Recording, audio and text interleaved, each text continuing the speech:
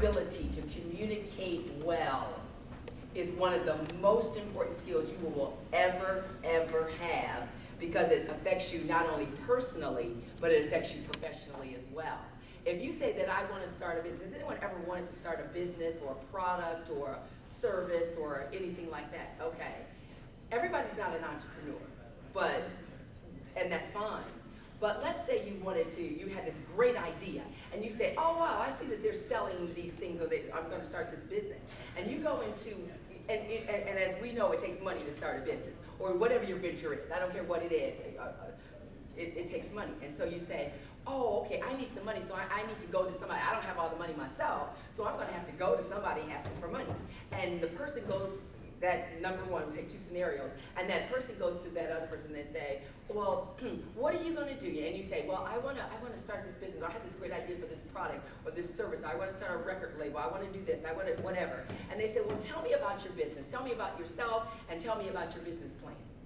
And you say, well, I don't know. I just sort of need some money. I don't even know. I don't have all the answers and stuff. I just need some money.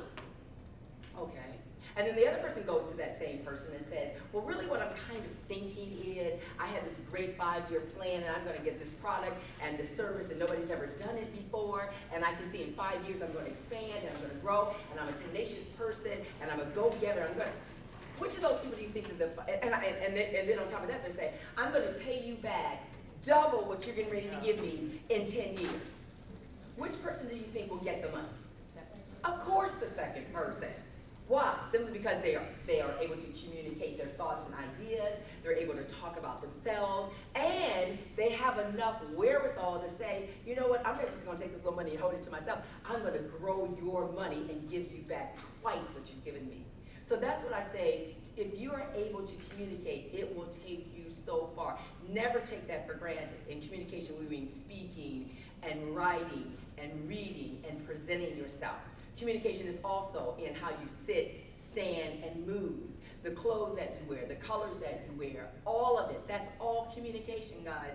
And so that's what I'm saying. It will take you so far. Don't forget that, because it affects you personally and professionally.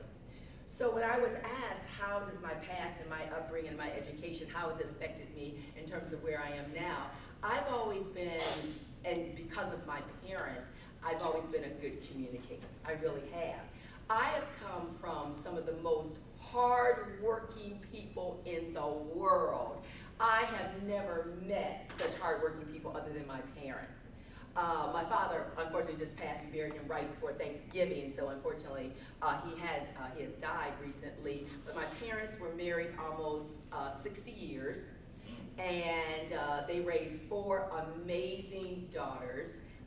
I'm one of those amazing daughters. And they taught us to work so hard. Now, I gotta be honest, when I was little, I used to complain just a little bit, do we have to do all this, we have to do all that? Oh yeah, my parents would go from one job to the next one, to the next one, to the next one. Really, I mean, they had multiple jobs.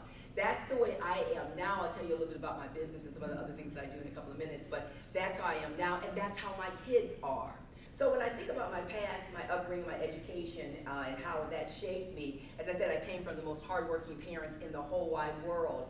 And the way I actually got into what I do now, which is television, is when I was about 7 years old, my father, a guy in our church, asked my father, and he worked at one of the local stations. I'm from Cleveland, Ohio, originally. And so somebody asked my father, a guy that worked at the local station, said, well, I'm going to take a group of children to the television station, and I want to know if Benita would like to come. So my father asked me, he says, Benita, do you want to go to the TV station? I said, okay, that'll be fine. And I'm telling you, no kidding, it was after the news was over and nobody was in the newsroom, but the moment I walked in there, it was kind of dark, the cameras were there, the lights were there, I said, that's what I want to do. I was 7 years old, and I said, I want to make a living working in television. I just love the whole notion of television. I thought it was just such a wonderful thing. And then as I got a little bit older, there used to be a broadcaster, and probably a lot of you don't know him, but he's deceased now, but his name was Max Robinson. He was a reporter, one of the first African-American, actually, ABC reporters. And I told my mother, I said, I want to work with Max Robinson, and I said, I want to work at an ABC station.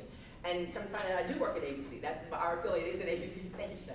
So because of that, because someone took some initiative with me and took me down there and took me by the hand, I knew that's what I wanted to do. And so that was important. And I believe that those three words, loyal, tenacious, and cheerleader, that went with my parents as well. They're just that way. They were that way. And that helped me a lot. This production has been brought to you by Image Entertainment in partnership with New Journal and Guide. Subscribe today.